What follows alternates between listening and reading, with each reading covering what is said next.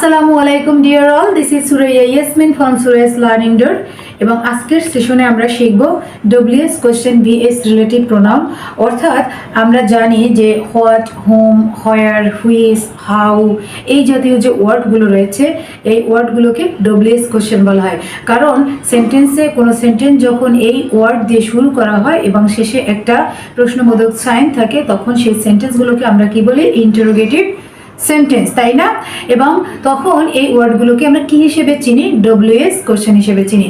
এই একই ওয়ার্ড আসলে কখনো কখনো দেখবা সেন্টেন্সের ভিতরে ব্যবহৃত হয়ে দুইটা সেন্টেন্সের মধ্যে ব্যবহৃত হয়ে সেন্টেন্স দুটোর ভিতরে একটা রিলেশন তৈরি করে। তখন এই ওয়ার্ডগুলোকে কিন্তু আর ডব্লিউএস কোশ্চেন বলা হয় না, বিকজ ওখানে কিন্তু কোনো প্রশ্ন তৈরি করা হয় না। ওখানে আসলে ওই ওয়ার্ডগুলোর মাধ্যমে দুইটা সেন্টেন্সের মধ্যে একটা কানেকশন হয়ে একটা সুন্দর অর্থ প্রদান করে। সেই কারণে ওই সকল এই একই ওয়ার্ড যখন ওই সেন্টেন্সের ভিতরে থাকে তখন ওই সকল ওয়ার্ডগুলোকে ওই সেন্সে তখন এই একই ওয়ার্ডগুলোকে কি বলা হয়? রিলেটিভ প্রোনাউন বলা হয়। ঠিক আছে, তাহলে আজকের যখন আমরা এই সেশনটা দেখব, উদাহরণের সাহায্যে যখন আমরা বুঝবো, অবশ্যই তোমাদের মনের ভিতরে যা যা কোশ্চেন আছে সব কিছুর অ্যান্সার পেয়ে যাবে। তবে আজকের এই সেশনে কিন্তু আমি শুধু হু এবং হুম এর ব্যবহার শিখাবো। হু এবং হুম এই দুইটা ওয়ার্ড দিয়ে ডব্লিউএস কোশ্চেন তৈরি করা রয়েছে এক পাশে, আর এক পাশে রয়েছে হু এবং হুম দিয়ে আমরা রিলেটিভ যে ক্লজ তৈরি করতে পারি সেটার একটা অংশ রয়েছে। তো চলো আমরা দেখি আজকের লেসনে কি আছে।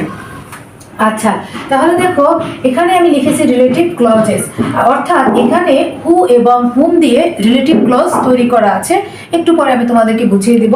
এবং এ সাইডে আমি লিখেছি হু এবং হুম দিয়ে প্রশ্ন তৈরি করা। তো এক সাইডে প্রশ্ন তৈরি করা এবং অন্য সাইডে হচ্ছে রিলেটিভ প্রোনাউন হিসেবে ব্যবহার করা হয়েছে। আচ্ছা, এখানে দেখো আমি লিখেছি একদম প্রথমে W S question vs relative pronoun, তারপর আবার আমি ছোট করে আবার লিখেছি হু ভিএস হুম। আর এখানে যেখান থেকে আমি লেসনটা স্টার্ট করেছি সেখানে হচ্ছে ডব্লিউএস একটা তীর চিহ্ন, হু ব্র্যাকেটের সাবজেক্ট, তার মানে হচ্ছে ডব্লিউএস ওয়ার্ড হু ব্র্যাকেটে সাবজেক্ট, এসইউবি মানে সাবজেক্ট, অবলিক হিসেবে ডব্লিউএস ওয়ার্ড হুম তার ব্র্যাকেটে লিখেছি অবজেক্ট। অর্থাৎ এই যে ডব্লিউএস কোশ্চেন আসলে কি করে? এটা সাবজেক্টের অ্যান্সার দেয়, সাবজেক্টের উত্তর পাওয়া যায়। ডব্লিউএস কোশ্চেন করার মাধ্যমে আমরা সাবজেক্ট সম্পর্কে জানতে পারি। আবার এই যে হুম এই ডব্লিউএস কোশ্চেনটাকে ব্যবহার করে ইউজ করে আমরা অবজেক্ট কে খুঁজে পাই। ঠিক আছে, তো আজকে আমরা দেখি যে একটা সেন্টেন্স ব্যবহার করে আমরা হু এবং হুম দিয়ে কিভাবে প্রশ্ন তৈরি করা যায়। দেখো ফার্স্ট যে ফার্স্ট কোশ্চেনটা একটু খেয়াল করো। Who call to Marin, second question to whom Jerin called, third question who are you, and fourth question is whom you like most. এখানে দুইটা প্রশ্ন আছে, যে দুইটা প্রশ্নের উত্তরই হচ্ছে প্রথম এই সেন্টেন্সটা দিয়ে আমরা দিতে পারবো, এবং লাস্টের দুইটা প্রশ্ন হচ্ছে একটু আলাদা করে করা হয়েছে। আচ্ছা, এখানে লেখা আছে জেরিন কল্ড টু মেরিন।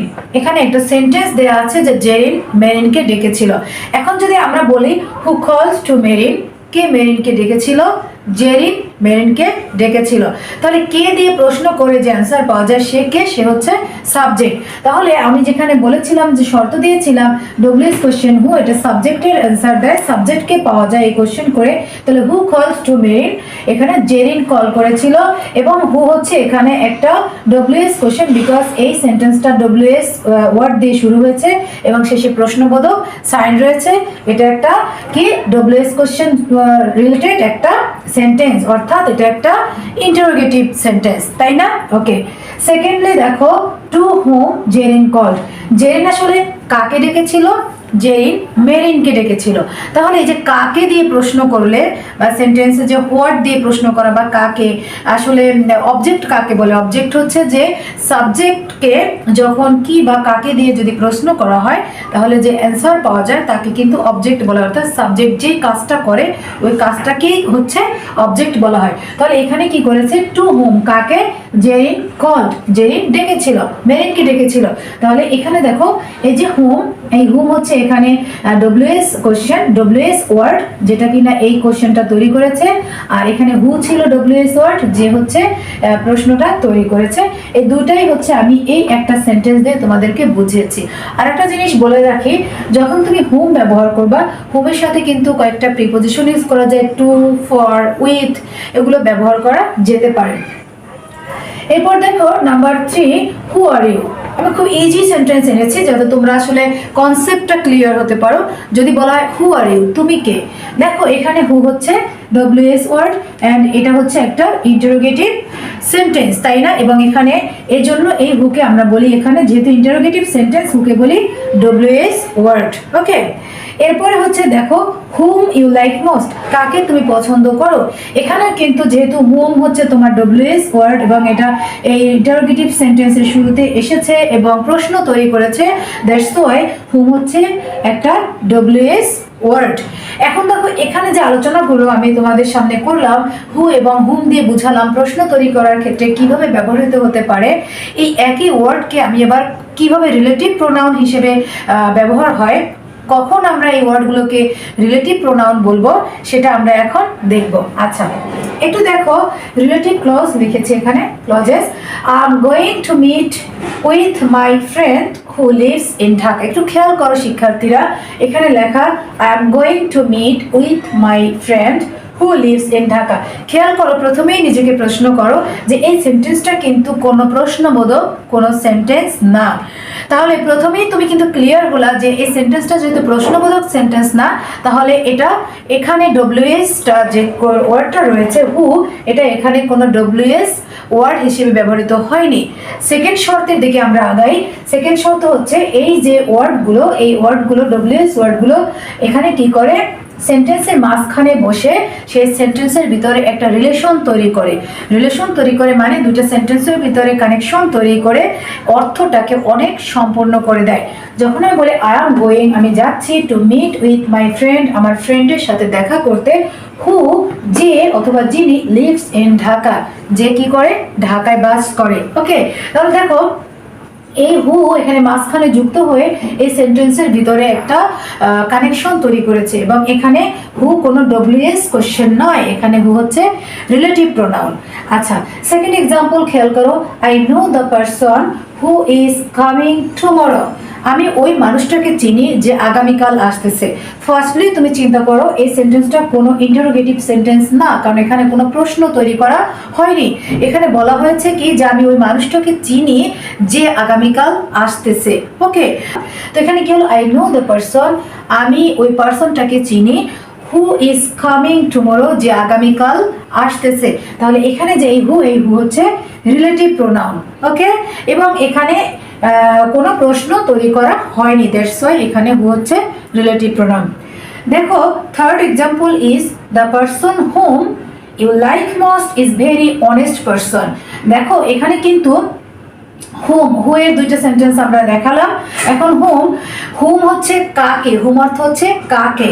এখানে হচ্ছে the person whom you like most, তুমি যে ব্যক্তিটাকে পছন্দ করো, whom you like most is very honest person, সে খুবই একজন সৎ ব্যক্তি।